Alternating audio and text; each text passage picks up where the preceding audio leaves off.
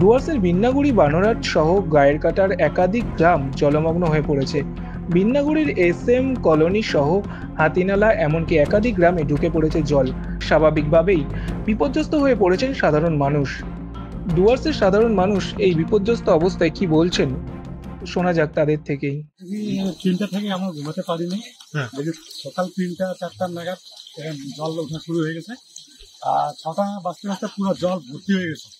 আর আমাদের এরিয়া মনে করো যে নেতাজি পাড়া, এসএম কলোনি, বস্তি লাইন প্লাস স্টেশন পাড়া, টোটাল এরিয়াটায় জল ভর্তি হয়ে গেছে।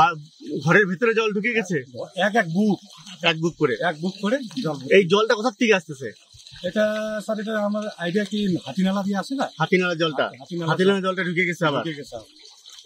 এখন মানুষ কি করতেছে? সবাই ঘরে ঘরে আসে। আমরা কিছু কিছু লোককে বাইর করছি, কিছু লোককে এখন বাইর করতে পারি না। টিম আসতেছে, এনডিআরএফ টিম আসতেছে। অন্যের সঙ্গে আমরা কাজ করবো একসঙ্গে। মোটামুটি এখন কতটা জল আছে সবার বাড়ি বাড়িতে? বললাম তো, মনে করে কোমর পার হয়েছে, 1 কোমর পার করা আছে। কোনো ঘরে 1 বুক আছে। চোখের উপরে মানুষ এমনি দাঁড়িয়ে আছে। স্টেশন রাস্তা দেখতেছি লোক।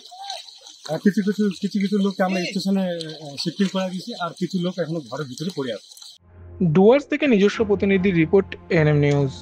আরও খবরের আপডেট পেতে সাবস্ক্রাইব করুন আমাদের ইউটিউব চ্যানেলটি আর বেল আইকনে ক্লিক করুন নোটিফিকেশনস পেতে।